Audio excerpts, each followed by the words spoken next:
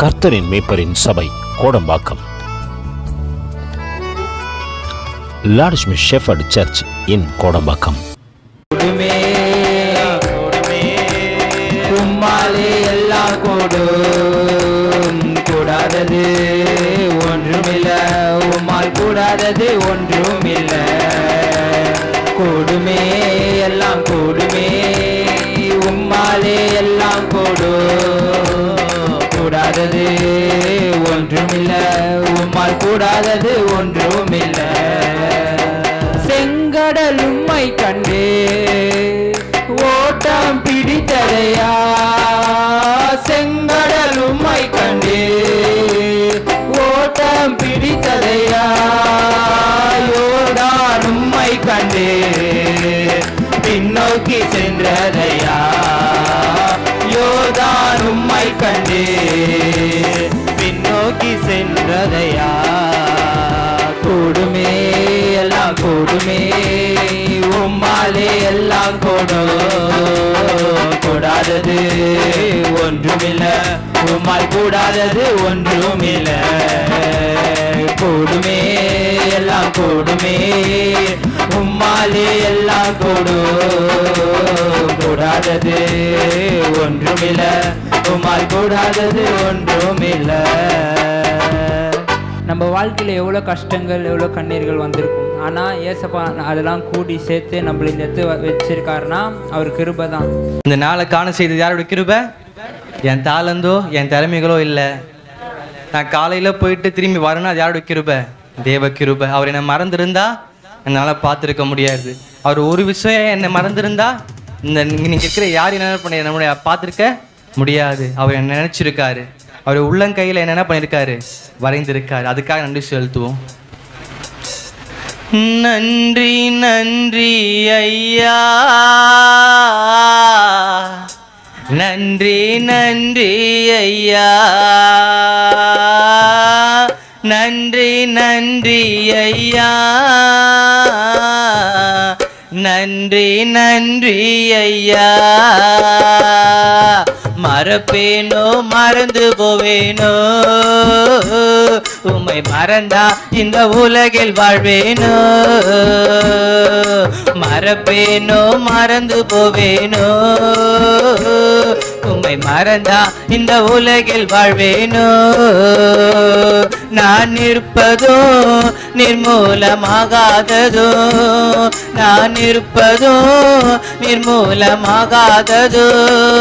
உங்க கிருபதா, உங்க தயவுதா, உங்க கிருபதா, உங்க தயவுதா.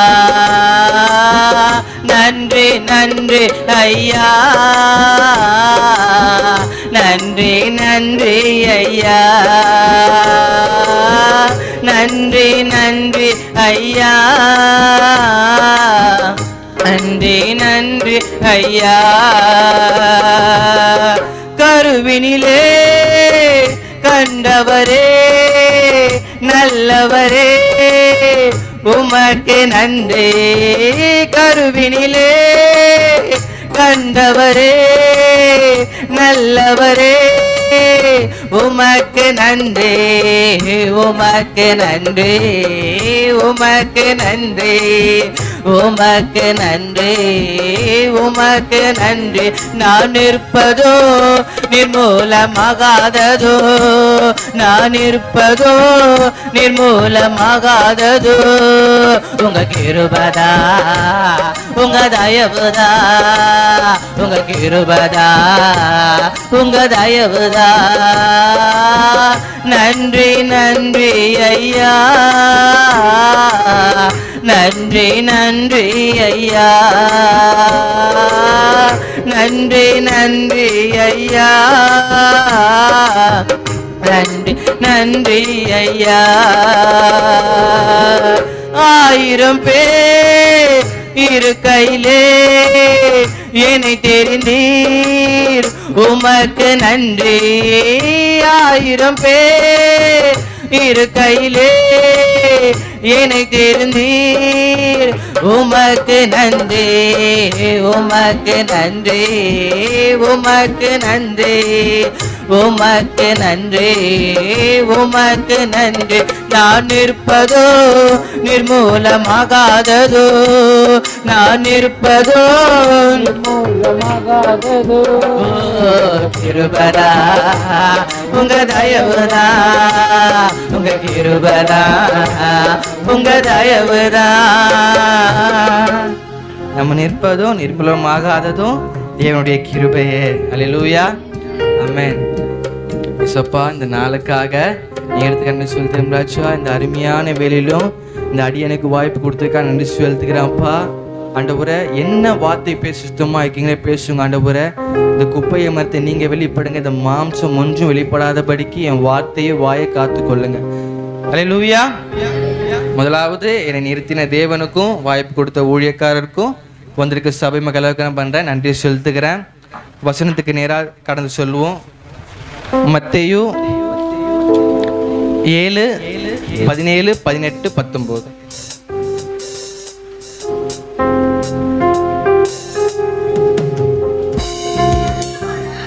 நல்ல மரம் கெட்ட கனிகளை கொடுக்க மாட்டாது, கெட்ட மரமோ நல்ல கனிகளை கொடுக்க மாட்டாது. பெட்டுண்டு அக்கினியிலே போடப்படும். 17 வாசிங்க பேசுறமா, 17. அப்படியே நல்ல மரம் எல்லாம் கொடுக்கும், கெட்ட மரமும் கெட்ட கனிகளை கொடுக்கும். இதுல உங்களுக்கு என்ன புரியுது? இந்த 3 வசனத்துல எப்பவுமே கேள்வி கேட்பேன், இதுல உங்களுக்கு என்ன புரியுது? கெட்ட மரமா இருந்தா இதுல நம்ம எந்த மரமா இருக்கும்? வசனம் அழகா போட்டுருக்கு. நல்ல மரம் நல்ல கனியை கொடுக்கும், கெட்ட மரம் கெட்ட கனியை கொடுக்கும். நல்ல மரம் கெட்ட கனியை கொடுத்துடாது, கெட்ட மரம் நல்ல கனியை கொடுக்க அது என்ன சொல்றது, ஸ்பெஷாலிட்டி அது என்ன பண்ணும், நிச்சயமா கொடுக்கும். இதுல நம்ம எந்த மரமா இருக்கும்? ரொம்ப யோசிக்க தேவையில்லை, நம்ம வெறும் மரமா தான் இருக்கும். அல்லேலூயா, நம்ம வெறும் மரமா தான் இருக்கும். நான் நல்லதா கெட்டதான்ட்டு எனக்கு எப்படி தெரியும்னா, நான் கெட்ட மரமா இருந்தா உலகத்தில் உள்ள காரியத்தை நான் நோக்கி கொண்டு எனக்கு என் ஆசைக்கு என் இச்சைக்கான தேவை நான் செய்யும் பொழுது நான் கெட்ட கனிகளை கொடுப்பேன். நல்ல கனிகளை நான் கொடுக்க வேண்டும்னா, இந்த உலகத்தில் 33 ஆண்டுகள் எனக்காக ஒருத்தர் வாழ்ந்துட்டு போனார்ல, அவரை நான் பார்க்கும் பொழுது, அவர் செய்த காரியத்தை நான் பார்க்கும் பொழுது நல்ல காரியங்களை கற்றுக்கொள்ளுவேன். அதை நான் பார்க்கும் பொழுது அதை நான் கொடுப்பேன். அதே நல்ல கனிகளை என்ன பண்ணும், விளங்கும். அல்லேலூயா.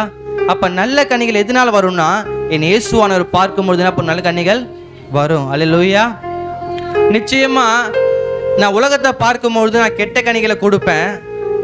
உலகத்தில் வாழ்கிறேன், அவரும் வாழ்ந்தாரு. ஆனா அவருக்கும் நல்லது கெட்டது தெரியணும்னா ஒரு காரியம் தேவைப்பட்டது, அதுதான் பரிசுத்த ஆவியானவர். அல்லேலூயா. இயேசுவானவருக்கு ஆவியானவர் தேவைப்படும் போது சாதாரண மனுஷன் உனக்கு எனக்கு என்ன பண்ண ஆவியானவர் நிச்சயமா தேவைப்படணும். ஏன்னா நம்ம வாழ்கின்ற வாழ்க்கையில நம்மளுக்கு இரண்டு காரியம் இருக்கு, நல்லது இருக்கு கெட்டது இருக்கு, முன் இருக்கு பின் இருக்கு, சரி இருக்கு தவறு இருக்கு. ஆனா இதுல எந்த வழியில நான் போகணும்னு எனக்கு தெரியணும்னு அதுக்கு ஆவியானவர் என்ன பண்ண நிச்சயமா தேவைப்படணும். ஆமென். அப்படி நான் எந்த கனிகளை கொடுக்க வேணும்னு கேட்டீங்கன்னா, ஆவியின் கனிகளை என்ன பண்ணணும், கொடுக்க வேணும். நான் வாழ்கின்ற வாழ்க்கையில நான் நல்ல மரமா இருக்க வேணும். ஒரு நாள் என் மலவான் வரும்போது அவருக்கு ஏற்ற கனிகளை நான் கொடுக்க வேணும்னா நான் ஆவியின் கனிகள் என்ன பண்ணணும், நிச்சயமா கொடுக்க வேண்டும். அதனால இந்த நாளிலும் நம்ம ஆவியின் கனிகளுக்கு ஏற்றத்தக்கதாக வார்த்தையை கேட்க போறோம். எடுத்து வாசிப்போம். கலாத்தியர் 5:22-23.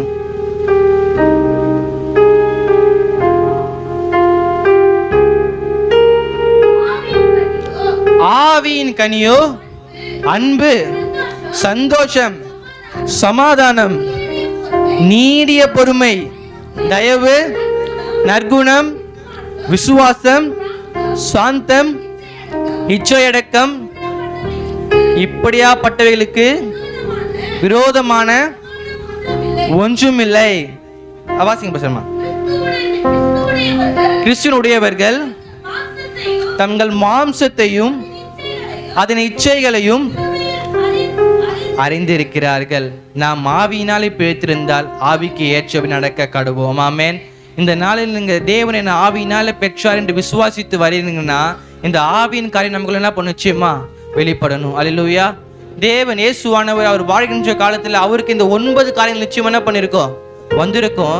ஆனா அவருக்கு அதுக்கு மேற்கொள்ளத்தக்கதாக ஒரு பவர் வந்தது யாராலனா பரிசுத்த ஆவியானவர். அல்லேலூயா. அப்போ நம்மளும் வாழ்கின்ற காலத்துல நம்மளுக்கும் இந்த எல்லாம் மேற்கொள்ளணும் ஒருனா ஆவியானவர் நிச்சயம் என்ன பண்ணணும் வேணும். இந்த 9 காரியங்களை குறித்து தேவனை நிறுத்திற ஒவ்வொரு நாளிலும் ஒவ்வொரு காரியத்தை குறித்து பேச போறேன். முதலாவது இந்த நாளில முதல் கனியை பற்றி பேச போறோம். அது என்னது? அன்பு. எது? முதலாவது அன்பு. அன்புனா என்ன? நிறைய பேர் எடுத்திருப்பாங்க அன்பை பத்தி. உங்களுக்கு தெரிஞ்சு சொல்லுங்க, அன்புனா என்ன? நேசிப்பு. அப்புறம் அன்பின் விளக்கம் பார்த்தீங்கன்னா அதுக்குள்ள அன்பு 3 வார்த்தையில நிறைய கரை அடங்கி இருக்கு. மன்னிப்பு, அரவணைப்பு, கண்டிப்பு, உச்சரிப்பு. நீங்க ஒருத்தர் மேல அன்பா இருக்கும் பொழுது அவங்களை என்ன பண்ணுவீங்க? கண்டிப்பீங்க. அவங்க மனம் திரும்பி உங்ககிட்ட வரும்பொழுது மன்னிப்பீங்க. அதே அவங்க கஷ்டத்தை வரும்போது அரவணைப்பீங்க. அவங்க யாருக்கிட்ட போய் பிரச்சனை நிற்கும் போது அவங்களுக்கு உச்சரிப்பீங்க. அன்புக்கு அவ்வளோ தன்மைகள் உண்டு. அன்பு சகலத்தையும் தாங்கும்னு சொல்லுவாங்க. சகலம் என்னது? நம்ம வாழ்கின்ற வாழ்க்கை தான். அல்லேலூயா. இந்த அன்பை குறித்து தான் இந்த நாளில் நம்ம பார்க்க போறோம். எடுத்து நேரா வாசிப்போம் வசனம். யோவான் 14:21.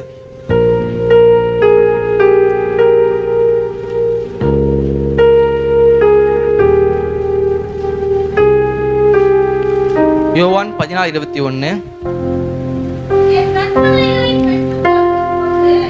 என் கற்பனைகளை பெற்றுக்கொள்ள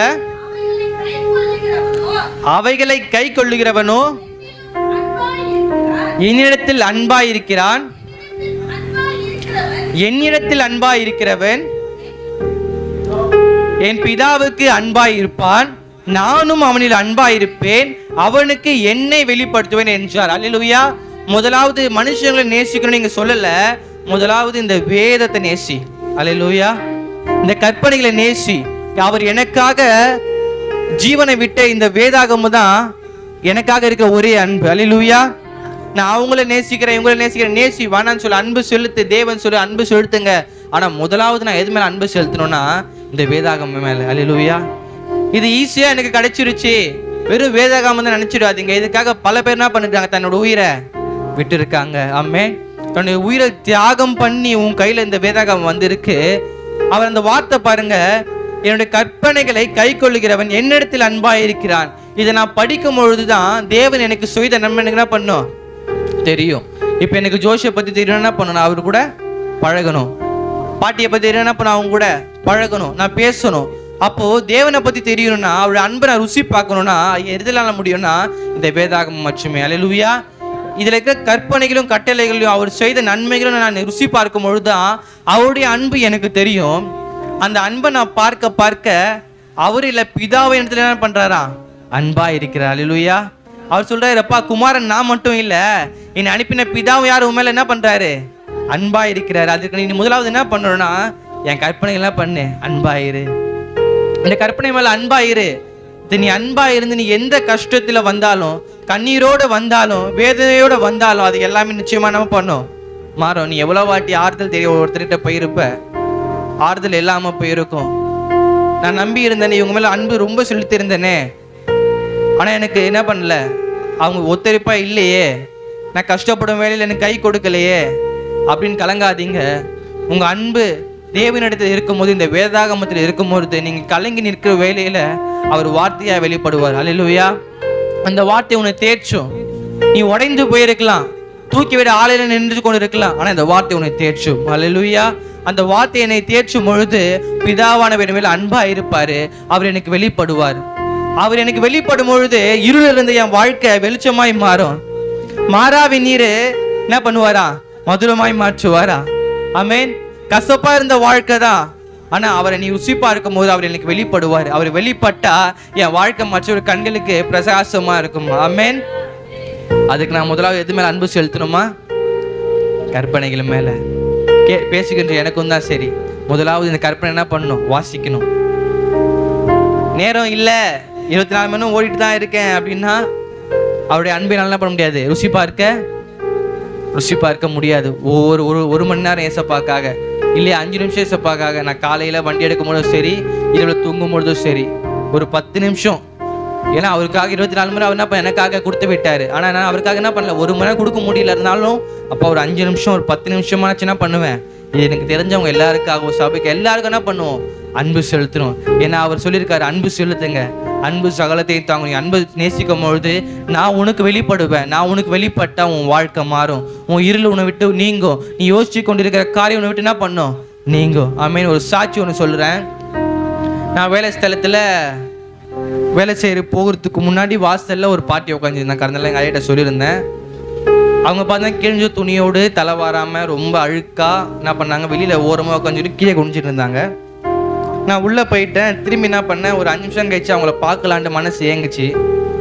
வெளியே வந்து பார்க்கும்பொழுது அவங்க கையில் பார்த்தீங்கன்னா வேதாகமம் இருந்தது.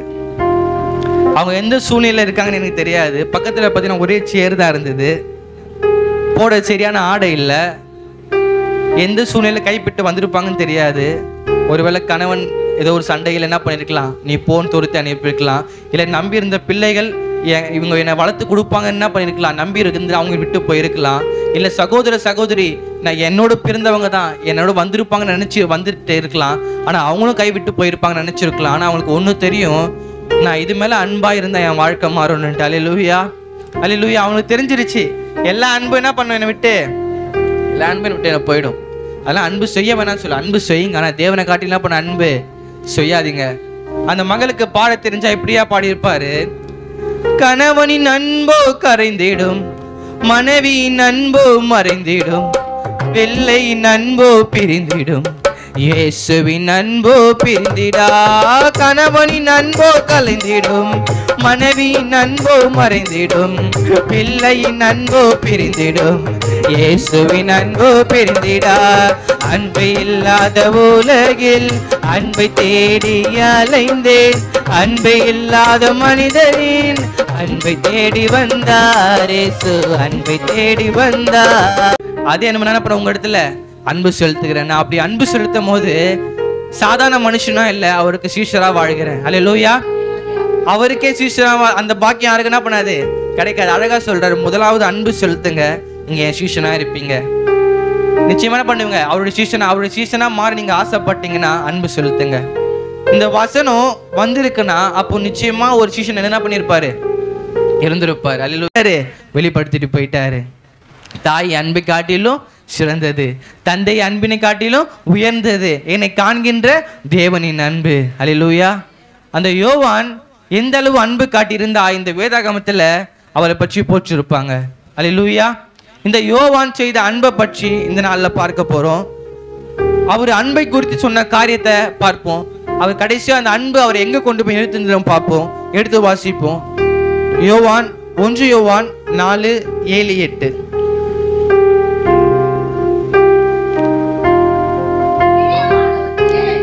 பிரியமானவர்களே, ஒருவரில் ஒருவர் அன்பா இருக்க கடவோ, ஏனெனில் அன்பு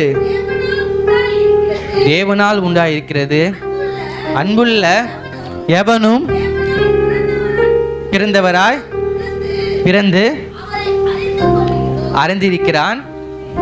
அன்பில்லாதவன்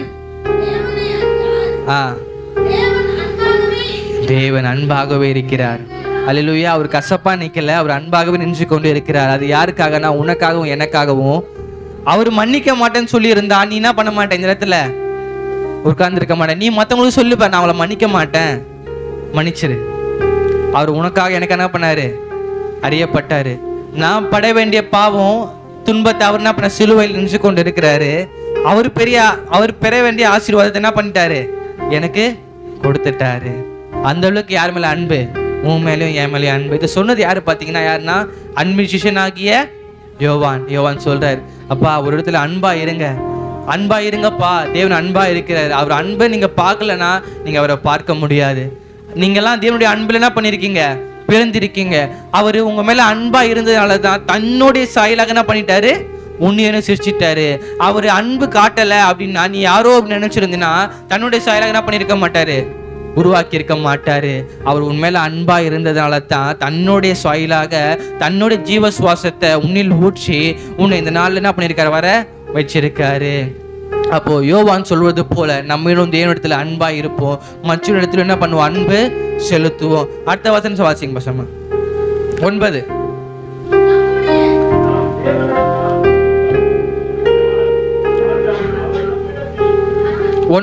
ஐயா. நாம் பிழைக்கும்படிக்கு தேவன் இவ்வுலகத்தில் அனுப்பியதினால் தேவன் வெளிப்பட்டது. அல்லேலூயா. அவரு உங்கள் ஜனத்துக்காக, நம்ம ஜனத்துக்காக சொந்த குமாரனை பண்றாரு, அனுப்புறாரு. எதற்காக? அன்பு வெளிப்படத்தக்கதாக. அந்த அன்பை பார்த்தாவது நீ மற்றவங்கள அன்பு செலுத்த மாட்டியா? உனக்காக ஒருத்தர் அடிக்கப்பட்டாரே, அவருடைய குமாரனுக்காக அன்பு செலுத்த மாட்டியா? என்ன பண்றாரு? சொல்றாரு, அப்பா என் சொந்த குமாரன் என்ன பண்றேன், நான் உனக்காக அனுப்புறேன், உங்க ஜனத்துக்காக அனுப்புறேன், உங்க அன்புக்காக அனுப்புறேன்னு சொல்லி அனுப்புறாரு. நீ அன்பு செலுத்த மாட்டியான்னு கேட்கிறாரு இந்த நாளில். சொல்லுங்க, அப்பா இதுக்கப்புறம் யார்கிட்ட கஷ்டப்பா இருந்து நான் அன்பு செலுத்துறேன் ஆண்டவரே. அவங்க எனக்கு என்ன வேணா செஞ்சுட்டு போட்டான்ப்பா, நான் அன்பு செலுத்துறேன் ஆண்டவரே. நீங்க என் மேல அன்பா இருந்தீங்க பிதாவானவரே, உங்களுடைய சொந்த குமார் எனக்கு கொடுத்தீங்க, அதற்காக நான் உங்க மேல அன்பு செலுத்துறேன் ஆண்டவரே. உமக்கு அன்பு செலுத்துறேன் என்று யோவான் அந்த காலத்துல சொன்னாரு. அதே போல நம்மளும் பின்பற்றுவோம். தொடர்ந்து வாசிப்போம். யோவான் 4:18-21. அன்பினாலே பயமில்லை, பூரண அன்பு பயத்தை புறம்பே தள்ளும், பயமானது வேதனை உள்ளது. பயப்படுகிறவன் அன்பில் பூரணப்பட்டவன் அல்ல. அவர் முந்தி நம்மிடத்தில் அன்பு கூர்ந்தபடியால் நாமும் அவரிடத்தில் அன்பு கூறுவோம். அல்லேலூயா. அவர் இடத்துல அன்பு கூர்ந்தபடியால நானும் அன்பில் கூறணும். அவர் சாதாரணமா அன்பு கூறல, முந்தி அன்பு கூறுகிறாராம். ஆமென். அந்த முந்தின்ற காரியம்னா எல்லாத்தையும் தாண்டிலும், ஒரு தாயை காட்டிலும், ஒரு தகப்பனை காட்டிலும், சொந்த பிள்ளையை காட்டிலும் முந்தி அன்பு கூறுகிறார். ஆமென். அவர் அன்பு கூறும்போது எந்த அந்நிய காரியம் எனக்கு என்ன பண்ணாது, அணுகாது. நான் பயந்த காரியம் எனக்கு என்ன பண்ணாது, நேரிடாது. ஏன்னா அன்புள்ளவர் எனக்குள்ள இருக்கும்பொழுது நான் எந்த காரியத்தையும் விசுவாசம் நின்று கொண்டு மேற்கொள்ளுவேன். அதற்கு நான் அன்பு செய்யணும். அப்படி அன்பு செய்தவர் தான் யாரு? யோவான். அதனாலதான் அவர் சீஷனாக என்ன பண்றாரு, அன்பின் சீஷன் என்று அழைக்கப்படுகிறார். அவருக்கு இந்த அன்பின் வெளிப்பாடு மட்டும் சொல்லல, அவருக்கு தேவன் என்ன பண்றாரா, ஒரு பாக்கியத்தை தருகிறார். அந்த பாக்கியத்தை பார்ப்போம். யோவான் 13:23. யாருக்கும் கிடைக்காத பாக்கியம். யோவான் 13:23. அந்த சமயத்தில் அவருடைய சீஷர் இயேசுவுக்கு அன்பான இருந்தவன் ஒருவன் இயேசுவின் மார்பிலே சாய்ந்து கொண்டிருந்தான். அல்லேலூயா, அல்லேலூயா. யாருக்கும் கிடைக்காத பாக்கியம் அவருடைய மார்பில் சாயத்தக்கதாக. ஒரு தாய்க்கு தெரியும், முதலாவது தன் பிள்ளையை பெற்றெடுத்து தன் மடியில போடும்போது அவருக்கு கிடைக்கிற சந்தோஷம் என்ன பண்ணாது, அதுக்கு ஈடுன இல்லை. அதே போல யாருக்கும் கிடைக்காத பாக்கியம் இயேசுவின் மார்பில் சாயத்தக்கதாக யாருக்கு கிடைச்சிருதான்? யோவானுக்கு கிடைச்சிருதான். எதனாலனா அவர் அன்பு செய்ததுனால. அன்பின் சீஷனாக யோவான, மற்றவங்க எல்லாரும் இருந்தாங்க, ஆனா அந்த அன்பு அவர்கிட்ட ரொம்ப நெருக்கமா ஆக்கிட்டது. இயேசு இடத்துல நான் இருக்கணும்னா முதலாவது நான் அன்பு செலுத்தணும். மற்ற எல்லா காரியத்தையும் விடுங்க, முதலாவது அன்பு செலுத்தணும். இந்த வேதாகமத்து மேல அன்பு செலுத்தணும், அதுக்கப்புறம் தேவனத்துல அன்பு செலுத்தணும், அதுக்கப்புறம் மற்றவங்க அன்பு செலுத்தணும். அந்த அன்பு செலுத்தும் போது நான் தேவனத்துல மார்புல சுவாயத்தக்கதாக எனக்கு என்ன பண்ணும், பாக்கியம் கிடைக்கும். நான் இங்க வாழ்கின்ற வாழ்க்கையில ஓடுகின்ற ஓட்டம், தேவனிடத்துல பேசுகின்ற வார்த்தை எல்லாமே ஒரு நாள் இங்க வாழத்தக்கதாக இல்லை. இயேசுவினிடத்துல வாழ போறேன். அவர் எனக்காக செஞ்சு வச்ச அந்த மாளிகையில அன்று யோவான் சாஞ்சது போல நானும் அவரோட மார்பில் சாயத்தக்கதாக என்ன பண்ண போறேன், பாக்கியம் பெறத்தக்கதாக அன்பு செலுத்தணும். ஆமென். அப்ப அன்பு செலுத்துங்க. யாரா இருந்தாலும் சரி, உனக்கு விரோதமா பேசினாலும் சரி, அன்பா இருங்கன்னு வார்த்தை என்ன பண்ணுங்க, சொல்லிட்டு போங்க. அப்படி சொல்ல போகும்பொழுது அவருக்கு கிடைச்ச பாக்கியம் உனக்கும் எனக்கு என்ன பண்ண நிச்சயமா கிடைக்கும். இந்த பாக்கியம் வேணும்னா நான் அன்பா இருக்க வேண்டும். ஆமென். அவருக்கு பாக்கியம் மட்டும் கிடைக்கல, தேவன் ஒரு பொறுப்பையும் விட்டுட்டு போவார். அந்த பொறுப்பையும் பார்ப்போம். யோவான் 19:26-27.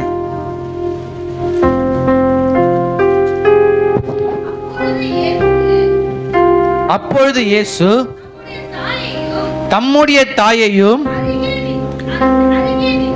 அருகே நின்ற முன் வசனம் 25 வாசிங்க. இயேசுவின் சிலுவை அருகே அவருடைய தாயும் சகோதரி கீலோயப்பா மரியாளும் மகதலேனா மரியாளும் அப்பொழுது இயேசு தம்முடைய தாயையும் அருகே நின்ற தமக்கு அன்பா இருந்த சீஷனையும் கண்டு தம்முடைய தாயை நோக்கி, ஸ்திரீயே, இதோ உன் மகன், அதோ உன் மகன் என்றார். பின்பு அந்த சீஷனை நோக்கி, அதோ உன் தாய் என்றார். அந்நேரம் முதல் அந்த சீஷன் ஏற்றுக்கொண்டார். அல்லேலூயா. பாக்கியம் கிடைச்சிருது. இப்ப பொறுப்பை விட்டுட்டு போறாரு. மரியாளுக்கு சகோதரி இருக்காங்க, சொந்த சகோதரி தான். ஆனா என்ன பண்ணாரு? அவர் நம்பி விட்டுட்டு போல. யோவான் இடத்துல அன்பு இருக்கிறது, அன்பு நிலை நிற்கும். யோவான் செலுத்தின அன்பு என்றும் மாறாததுன்னு யாருக்கு தெரியணும்? இயேசுவானுக்கு தெரியும். அதனால அவர் தன் ஜீவனை விடு நேரத்திலையும் தன் பொறுப்பை விட்டுட்டு போறாரு. அல்லேலூயா. அவர் அன்பா இருந்தது போல யோவானும் அன்பா இருப்பான்னு அவருக்கு தெரியும். அதனால என்ன பண்றாரு? தாயின் இடத்துல யோவானை விட்டுட்டு போறாரு. அன்பின் சீஷனாகிய யோவானை விட்டுட்டு போறாரு. யோவானின் இடத்துல தாயை விட்டுட்டு போறாரு.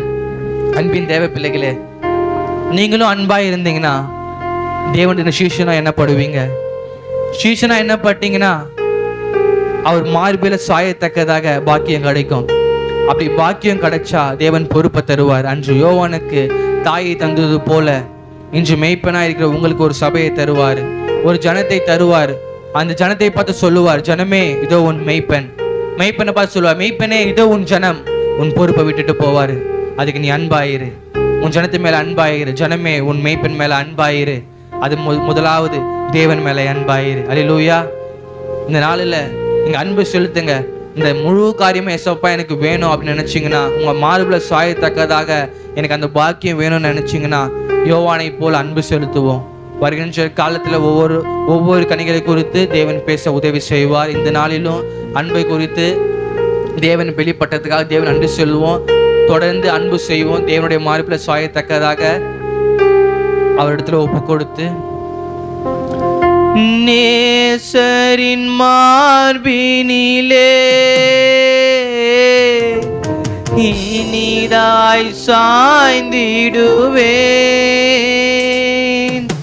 நேசரின் மார்பினிலே இனிதாய் சாய்ந்திடுவேன். ஏக்கமூச்சு விரும்பி வந்தேன் இந்த வேளையிலே,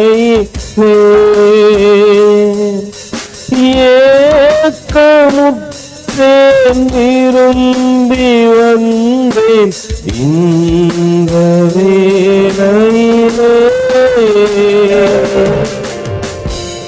தாழ்த்துகிறோம் ஆண்டவரே, உடைய அன்பை நாங்கள் புரிந்து கொள்ளத்தக்கதாக முந்தி நாங்கள் உம்மிடத்திலே அன்பு செய்யவில்லை, நீரோ எங்கள் மீது அன்பு கொண்டபடியினால் நாங்கள் இதோ தகப்பனே அன்பின் பாத்திரராகிய இயேசுவை நோக்கி பார்க்கும் பொழுது அன்பு செய்ய கற்றுக்கொண்ட ஆண்டவரே. எவன் ஒருவன் அவருடைய பிரமாணத்தை அதிகமாய் நேசிக்கிறானோ அவன் அவரிடத்திலே அன்பாய் இருக்கிறான் என்று வேதம் சொல்லுகிறது. ஆண்டவரே, இன்னும் அதிகமாய் உம்மை நேசிக்கத்தக்கதாக உம்முடைய வேதத்தை நேசித்து அதிகமாய் உம்மை தேடத்தக்கதாக எங்களுக்கு உதவி செய்யுங்க ஆண்டவரே. இந்த நாளிலும் மகனை மறைத்து நீர் வெளிப்பட்ட கிருபைகளுக்காக கோடி ஸ்தோத்திரம். இன்னும் ஆயிரம் ஜனங்களுக்கு இதோ தகப்பனை எடுத்து பயன்படுத்துங்க, பலப்படுத்துங்க.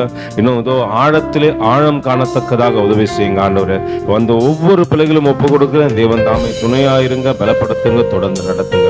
தேவ கிருபையும் உன்னத பலனும் தொடர்ந்து ஆளுகை செய்யட்டும். மீட்பரட்ச குருமாகிய இயேசுவின் இனிய நாமத்தில் ஜெபம் கேளுங்கள் ஜீவனுள்ள நல்ல பிதாவே, ஆமென். எல்லாம் அப்படியே பரத்துக்கு நேராக கைகளை உயர்த்தி பரிசுத்த ஆவியான இடத்துல ஒப்பு கொடுத்து முழு இருதயத்தோட முழு ஆத்மோட முழு பலத்தோட கூட சேர்ந்து சொல்லுவோமா? என் ஆத்துமாவே கர்த்தரை ஸ்தோத்தரி, என் முழு உள்ளமே ஒரு பரிசுத்த நாமத்தை ஸ்தோத்தரி. என் ஆத்துமாவே கர்த்தரை ஸ்தோத்தரி, கர்த்தர் செய்த சகல உபகரணங்களையும் மறவாதே. ஆமென். ஆசீர்வாதத்தை பெற்றுக்கொள்ளும். கர்த்தராகிய இயேசு கிறிஸ்துவின் கிருபையும் பிதாவாகிய தேவனுடைய அன்பும் பரிசுத்த ஆவியானுடைய அன்னிய ஐக்கியமும் வழிநடத்தலும் துணையும் பாதுகாப்பும் சமாதானமும் இப்பொழுதும் எப்போதும் சதா காலங்களிலும் நம்மோடும் அநேக பரிசுத்தவான்களோடு கூட இருப்பதாக. ஆமென். அல்லேலூயா.